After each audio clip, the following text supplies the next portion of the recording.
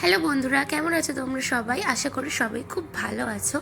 তো দেখো, আজকে সকাল সকাল রোদ্দুর উঠেছে, আর রোদ্দুরটা দেখে আমার মনটা তো মানে খুবই ফুরফুরে হয়ে গেছে। এই কদিন ধরে ওয়েদারটাও খুব ঠান্ডা ছিল, একদম রোদ্দুর উঠছিল না।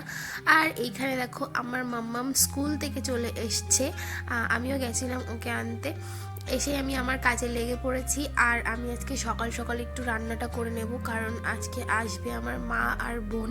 তো দেখো, এখানে আমি ভাত বসিয়ে দিয়েছি।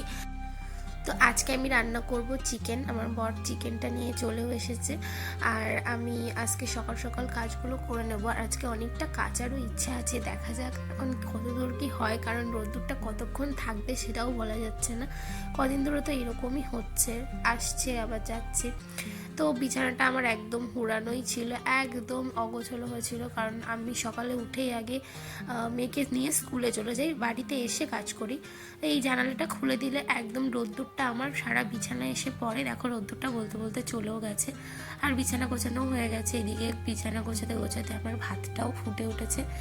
ভাতের উপরে এই জলটা দিই, কারণ সকাল সকাল ট্যাঙ্কির জল এতটাই ঠান্ডা থাকে যে সেই জলে স্নান করা সম্ভব হয় না, ওই জন্য এই জলটাও গরম হয়ে যায়, এটা দিয়ে স্নান করে নেয়। আজকে মাংস তো তাড়াতাড়ি রান্না হবে না, ওই জন্য বিভিন্ন রকম ভেজিটেবল দিয়ে আমি আমার বরের একটা মিক্স রাইস ভেজিটেবল মতো করে দিচ্ছি।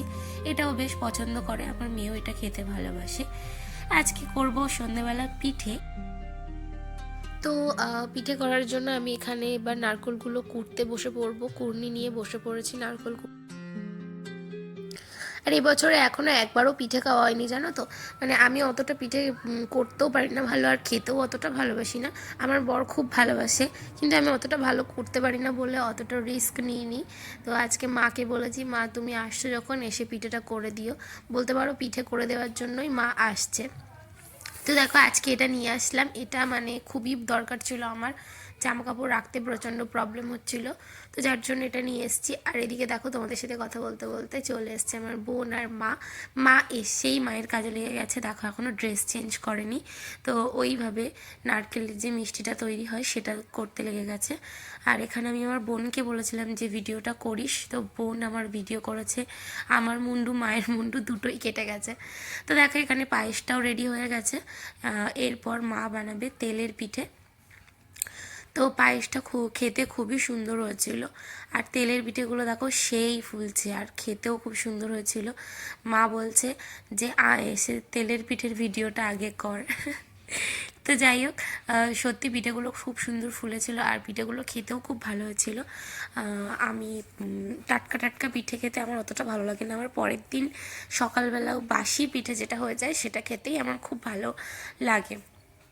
আশা করি পিঠাটা সবারই ওই রকম বাসি খেতেই ভালো লাগে।